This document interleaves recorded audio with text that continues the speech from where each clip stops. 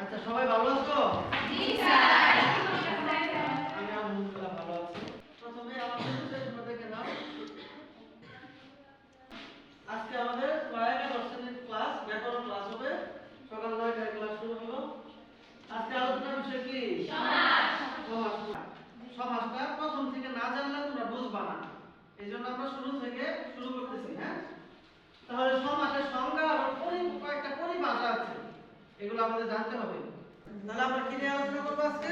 সমাস। সমাস।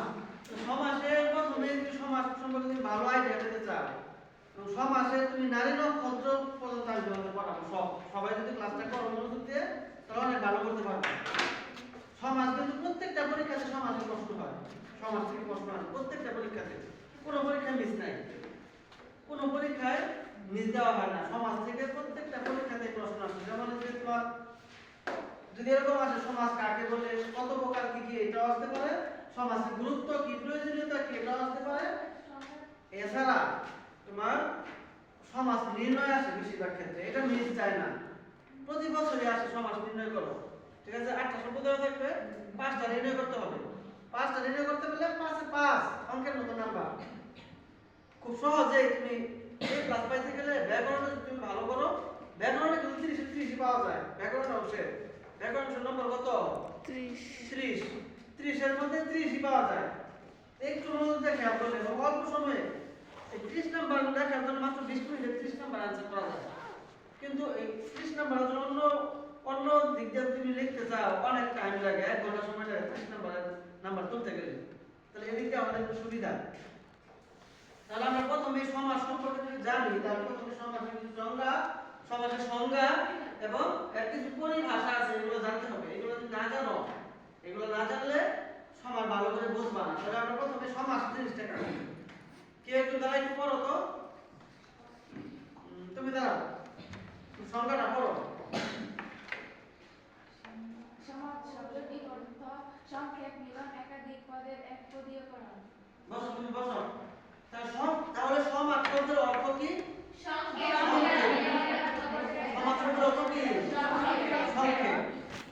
অথবা এই মিলন অর্থ সমাস শব্দটি ব্যবহার হয়। আরেকটা অর্থ আছে, পিছন দিয়ে যায় বসো দিকে। আরেকটা অর্থ আছে কি? একাধিক পদের একপদীকরণ। পদ কাকে বলে তোমরা কি জানো?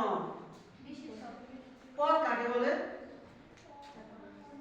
পদ, পদ আর শব্দ একই জিনিস, সামান্য একটু পার্থক্য আছে। পদ এবং শব্দ প্রায় একই, সামান্য একটু পার্থক্য আছে। আচ্ছা, আমরা যদি বলি যে আমি ভাত খাই, এখানে কয়টা শব্দ আছে? 3টা।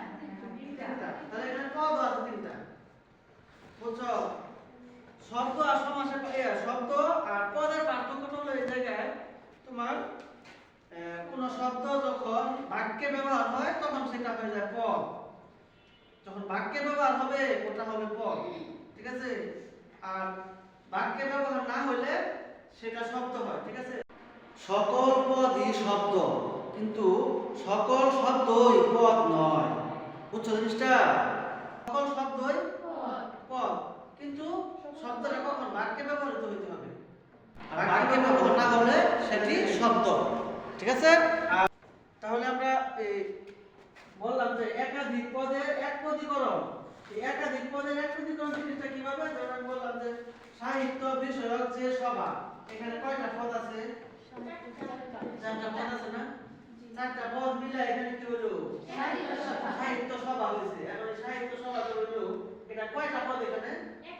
দেখো, এই সাহিত্য সভা মাঝখানে কিন্তু স্পেস নাই, স্পেস আছে? সমাস নির্ণয় করলে এই জিনিসটার নাম হচ্ছে যে সমস্ত পদ। এটার নাম কি? সমস্ত পদ। এই যে এখানে পদ কয়টা হলো? তাহলে কিসের মাধ্যমে আমরা পাইলাম? একাধিক পদ একসাথে হয়ে গেল, হয়েছে কি না? আর একাধিক পদ সাহিত্য বিষয়ক যে সভা, এখানে 4টা পদ হয়ে একটা পদে পরিণত হলো। আমরা বলছি না একাধিক পদের একপদীকরণ, একাধিক পদটা কি হয়ে গেল? এক পদে পরিণত হইল। আরেকটা বিষয় খেয়াল করো, আমরা বলছি সমাস শব্দটির অর্থ সংক্ষেপ। তাহলে সমাস শব্দটির অর্থ সংক্ষেপ হয়েছে কিনা? জি। এখানে একটা বাক্যের নাম দেখা যাচ্ছে সাহিত্য বিষয়ক যে সভা, এটা কি সংক্ষিপ্ত হয়েছে? এখন সাহিত্য বিষয়ক যে সভা, আমরা এটা না বলে যদি বলতে সাহিত্য সভা,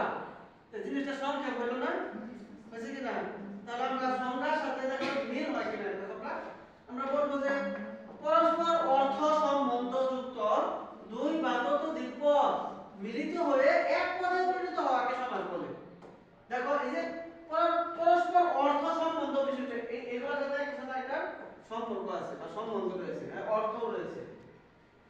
তো পরস্পর অর্থ সম্বন্ধ যুক্ত দুই বা ততোধিক পদের এর কয়টা পদ? দুই এর বেশি না, একের অধিক না, দুই বা ততোধিক পদের এক পদে পরিণত হওয়াকে সমাস বলে। দেখো দুই বা ততোধিক পদ, এখানে দুই বা ততোধিক